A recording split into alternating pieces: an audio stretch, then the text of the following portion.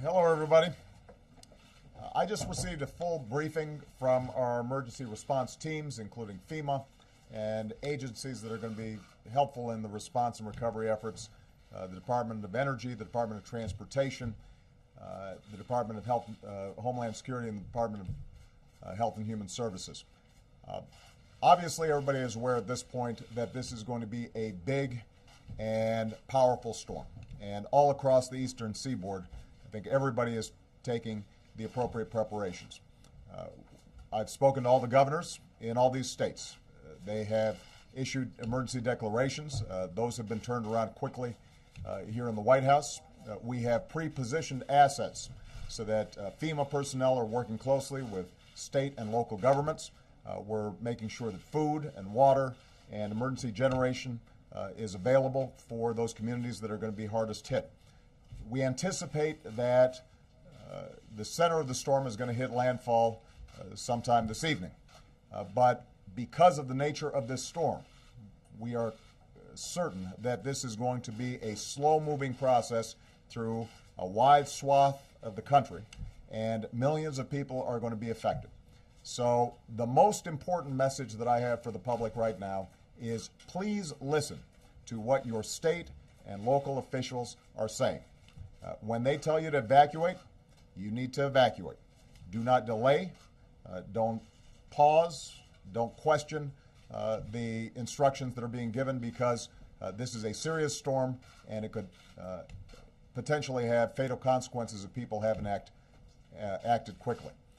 The good news is that the governors and local officials, I think, have had a few days of preparation.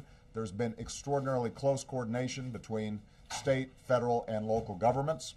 And so we're confident that the assets are pre-positioned for an effective response in the aftermath of the storm. But keep in mind that for folks who are not following instructions, if you are not evacuating when you've been asked to evacuate, you're putting first responders at danger. We're going to have search and rescue teams in and around multiple states all at the same time. And although we've got Coast Guard and the Department of Defense all positioned, if the public's not following instructions, that makes it more dangerous for people, and it means that we could have fatalities that could have been avoided. Transportation is going to be tied up for a long time, and probably the most significant impact for a lot of people, in addition to flooding, is going to be getting power back on. We anticipate that there are going to be a lot of trees down, a lot of water, and despite the fact that the power companies are working very closely with their various state officials and local officials to make sure that they are bringing in as many assets as possible and getting those ready in preparation for the storm, the fact is that a lot of these emergency crews are not going to be able to get into position to start restoring power until some of these winds have died down. And because of the nature of this storm, that may take several days. So the public should anticipate that there's going to be a lot of power outages, and it may take time for that power to get back on. The same is true with transportation. There are going to be a lot of backlogs, and even after the storm has cleared, it's going to take a considerable amount of time for airlines, subways, trains, and so forth, potentially to get back on schedule, depending on the amount of damage that has occurred. Let me summarize just by saying that I'm extraordinarily grateful for the cooperation of our state and local officials. The conversations that I've had with all the governors indicate that at this point there are no unmet needs. I think everybody is taking this very seriously. We've got pre-positioned all the resources that we need, but right now the key is to make sure that the public is following instructions. For those of you who still need additional information about how to respond, you can go to ready.gov.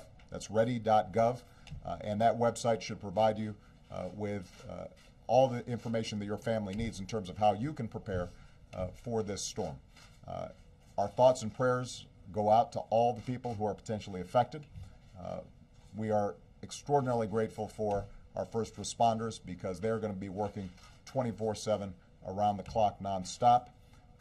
And I want to make sure that our thoughts and prayers go out to all those who may end up dealing with a very difficult situation over the next several days. Last point I'll make, though. this is going to be a big storm. It's going to be a difficult storm. The great thing about America is when we go through tough times like this, we all pull together. We look out for our friends, we look out for our neighbors, and we set aside whatever issues we may have otherwise to make sure that we respond appropriately and with swiftness, and that's exactly what I anticipate is going to happen here. So I want to thank all the federal teams, state and local teams that are in place. I'm confident that we're ready, but I think the public needs to prepare for the fact that this is going to take a long time for us to clean up. The good news is we will clean up and we will get through this.